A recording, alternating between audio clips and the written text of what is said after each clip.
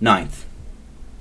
to remember that as the violations of the covenant by some in England doth not set us free from the observation thereof, and as no laws nor authority on earth can absolve us from so solemn an obligation to the Most High God, which not only hath been professed by this Kirk, but in a petition of the city of London, and in public testimonies of many of the ministry of England, so we are not acquitted and affoiled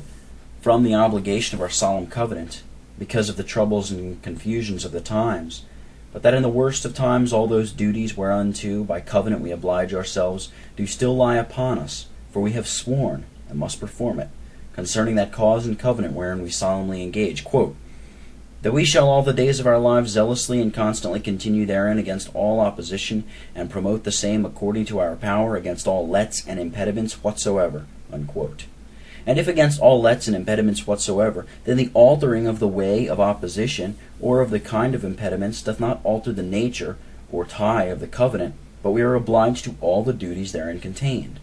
We do also exalt and charge all in Christ's name, the Prince of Pastors, all the ministers within this Kirk, that in no ways they be accessory to this sinful engagement, but in all their conference and reasoning, especially in their public doctrine, they declare themselves freely and faithfully, and they would eschew the wrath of God, due for a violated covenant, and as they would escape the censures of the Kirk. And let all presbyteries be watchful within their bounds, and carefully, wisely, and zealously to inflict ecclesiastic censures.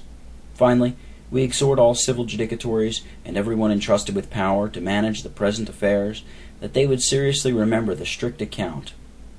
they are to give before the judge of the quick and the dead, considering deeply how fearful a thing it is to oppress the consciences of their brethren, either by pressing them to act where they find no satisfactory warrant, or by putting heavy pressures upon them for not acting according to their injunctions, and especially that they offer not to ensnare by new oaths or bonds those that make conscience of the great oath of their solemn covenant, and hitherto have proven faithful and constant in promoting jointly all the ends thereof.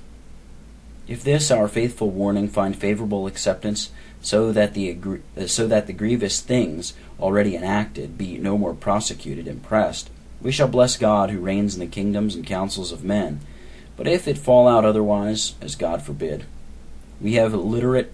our souls of the guiltiness of this sinful way of engagement, and of all the miseries that shall ensue thereby upon this Kirk and kingdom, and shall lament before the Lord that our labors have not as yet had the desired success. In the meantime, we dare not cast away our confidence, but trusting in the name of the Lord and staying upon our God, shall by his grace and assistance continue steadfast in our solemn covenants, and faithful in all the duties of our calling. 27th of July, 1649, Antemeridium, Session 27, a seasonable and necessary warning and declaration concerning present and imminent dangers, concerning duties relating thereto from the General Assembly of this Kirk unto all the members thereof. The Lord, who chooses Jerusalem in a furnace of affliction, hath been pleased since the beginning of the work of reformation in this land to exercise his people with many trials. All that desired to keep a good conscience were not long ago under many heavy and sad pressures from the insolency and oppression of a prevailing party of disaffected and malignant men, who, under a pretext of bringing the king to a condition of honor, freedom, and safety, did carry on an unlawful engagement against the kingdom of England. And if the Lord had not been merciful unto his people, they were like either to have been banished out of the land, or to have been kept in a perpetual bondage in their consciences, persons, and estates. But he whose messengers those men had mocked, and whose word they had despised, did bring them down suddenly in a day, and restored liberty and peace unto his people, a mercy and deliverance, which,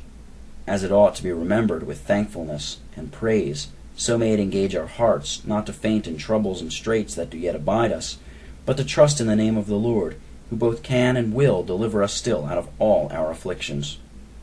Albeit,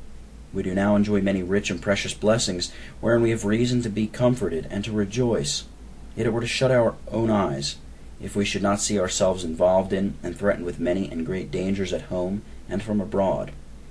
It is matter of exceeding great sorrow to think upon the ignorance and profanity, the impenitency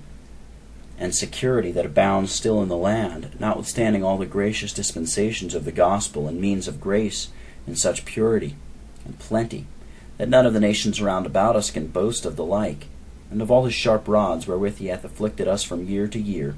and of all the mercies and deliverances wherewith he hath visited us, and of our late solemn confession of sins and engagement unto duties, sealed with the renewing of the covenant and the oath of God, which some men have so far already forgotten as to return with the dog to the vomit, and with the sow to the puddle. And many signs of inconstancy and levity do appear among all sorts and ranks of persons, who seem to want nothing but a suitable temptation to draw them away from their steadfastness. Our army is not yet sufficiently purged, but they are still in it malignant and scandalous men. Whose fidelity and constancy, as it is much to be doubted, so is the wrath of the Lord to be feared, upon their proceedings and undertakings, without a speedy and effectual remedy. That prevailing party of sectaries in England, who have broken the covenant and despised the oath of God, corrupted the truth, subverted the fundamental government, and taken away the king's life, look upon us with an evil eye, as upon these who stand in the way of their monstrous and newfangled devices in religion and government. And though there were no cause to fear anything from that party but the gangrene and infection of those many damnable and abominable errors which have taken hold on them, yet our vicinity unto and daily commerce with that nation may justly make us afraid that the Lord may give up many in this land unto a spirit of delusion, to believe lies, because they have not received the love of the truth.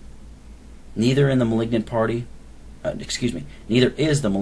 so far broken and brought low, as that they have abandoned all hopes of carrying on their former designs against the covenant and work of reformation, beside many of them in this kingdom, who are as foxes tied in chains, keeping their evil nature, and waiting an opportunity to break their cords, and again to prey upon the Lord's people. There be standing armies in Ireland, under the command of the Marquis of Ormond, and Lord Inchiquin, and the Lord of Ards, and George Monroe, who, forgetting all the horrible cruelty that was exercised by the Irish rebels upon many thousands of the English and Scottish nations in that land, have entered into a peace and association with them, that they may the more easily carry on the old designs of the popish, prelatical, and malignant party. And the Lord of Ards and George Monroe have by treachery and oppression brought the province of Ulster and garrisons therein under their power and command, and have redacted our countrymen, and such as adhere unto the covenant and cause of God in that province, unto many miseries and straits, and are like to banish the ministers of the gospel, and to overturn these fair beginnings of the work of God, which were unto many a branch of hope, that the Lord meant to make Ireland a pleasant land. But which is more grievous unto us than all these, our king, notwithstanding of the Lord's hand against his father's opposition to the work of God, and of the many sad and doleful consequences followed thereupon, in reference to religion and his subjects, and to his person and government, doth hearken unto the counsels of these who were authors of these miseries, to his royal father and his kingdoms, by which it hath come to pass, that his majesty hath hitherto refused to grant the just and necessary desires of this Kirk and kingdom, which were tendered unto him from the commissioners of both, for securing of religion, the liberties of the subject, his majesty's government, and the peace of the kingdom. And it is much to be feared that those wicked counselors may so far prevail upon him in his tender years, as to engage him in a war, for overturning, if it be possible, the work of God, and bearing down all those in the three kingdoms that adhere thereto, which if he shall do, cannot but bring great wrath from the Lord upon himself and his throne, and must be the cause of many new and great miseries and calamities to these lands. It concerns a nation thus sinful and loaden with iniquity, and involved in so many difficulties and dangers, by timorous repentance and unfeigned humiliation, to draw near to God, and to wrestle with him in prayer and supplication, that our sin may be pardoned and our iniquity done away, and that he would establish the land in the love of the truth, and enable every one in their station to do their duty boldly and without fear, and in humble dependence upon the Lord, in whom alone is the salvation of his people.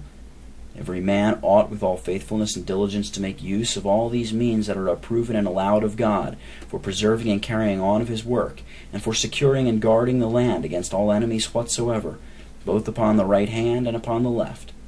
The spirit of error and delusion in our neighbor land, in the police of Satan,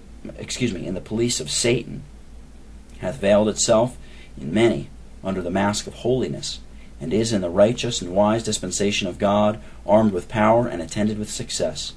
Therefore all the inhabitants of this land would labor for more knowledge and more love of the truth, without which they may easily be deceived and led into temptation, and would learn to distinguish betwixt the show and power of godliness. We know that there be many in England who be truly godly and mourn with us for all the errors and abominations that are in that land, but it is without controversy that that spirit which hath acted in the courses and counsels of these who have retarded and obstructed the work of God, despised the covenant, forced the Parliament, murdered the king, changed the civil government, and established so vast a toleration in religion, cannot be the spirit of righteousness and holiness, because it teacheth not men to live godly and righteously, but draws them aside into error, and makes them to bring forth the bitter fruits of impiety and iniquity, and therefore ought to be avoided. And not only are such of our nation as travail in our neighbor land to take heed unto themselves that they receive not infection from such as are leavened with error, but these also who live at home, especially in those places where sectaries, upon pretext of merchandise and other civil employments, ordinarily traffic and converse. Neither needs any man, to be afraid of the power and success of that party. They who have gadded about so much to change their way shall ere long be ashamed. The Lord hath rejected their confidences, and they shall not prosper in them. How far they may proceed in their resolutions and actings against his kingdom is in the hand of the Most High. If the Lord shall suffer that party to invade this land, it may be the comfort and encouragement of all the inhabitants thereof, that not only hath that unlawful engagement against the kingdom of England been declared against, and condemned both by Kirk and State, but also that these men can pretend no quarrel against us, unless it be that we have adhered unto the solemn league and covenant, from which they have been so foully revolted and backslidden, and that we have borne testimony against toleration and their proceedings in reference to religion and government, and the taking away of the king's life. And therefore we trust that in such a case none will be so far deficient in their duty as not to defend themselves against such unjust violence, and in the strength of the Lord to adhere unto their former principles, with much boldness of spirit and willingness of heart. In this certainly we shall have a good conscience, and the Lord shall be with us. We are not so, to have the one of our eyes upon the sectaries, and not to hold in the other upon the malignants, they being an enemy more numerous and no less subtle and powerful than the other, and at this time more dangerous unto us, not only because experience hath proven that there is a greater aptitude and inclination in these of our lands to comply with malignants and sectaries, in that they carry on their wicked designs under a pretext of being for the king, but also because there be many of them in our own bowels, and for that they do pretend to be for maintenance of the king's person and authority, and, which is the matter of our grief, because the king owns their principles and ways, which if it be not taken heed unto, may prove a great snare and dangerous temptation to many to side with them against the Lord's people and his cause. The constant tenor of the carriage of these in this land, who stand for the cause of God, are undeniable arguments for their affection to monarchy and to that royal family and line which hath swayed the scepter of this kingdom for many hundreds of years past, albeit his majesty, who lately reigned, refused to hearken to their just desires. Yet did they with much patience and moderation of mind supplicate and solicit his majesty for satisfaction in these things that concern religion and the covenant, and were still willing that upon satisfaction given he should be admitted to the exercise of his power. And whatsoever envy and malice objects to the contrary, were careful to get assurance concerning the safety of his majesty's person, when they brought their army out of England. And when, notwithstanding of that assurance, the prevailing party of sectaries were acting for his life, did, to the uttermost of their power, endeavor by their commissioners that there might have been no such proceeding, and when their desires and endeavors were not successful, did protest and bear testimony against the same, as both Kirk and State had testified their tender respect to his majesty who now reigns, by their letters written to him whilst his father was yet living. So no sooner did the Parliament hear of his father's death, but they did with all solemnity proclaim him king of these kingdoms. And after they had acquainted his majesty by messages with their proceedings herein, commissioners were sent both from State and Kirk, instructed with power and commissioned to express the affection of his kingdom to monarchy and his majesty's person and government, together with their desires concerning the security of religion and the peace of those kingdoms. And, albeit the desires of both, which are now published to the world, with his Majesty's answers thereto, are such as are most just and necessary. Yet the counsels of the malignant party had so great influence upon his Majesty that his answers are not only not satisfactory, but short of that which was many times granted by his royal father, and cannot be acquiesced unto, unless we would abandon the league and covenant, and betray religion and the cause of God.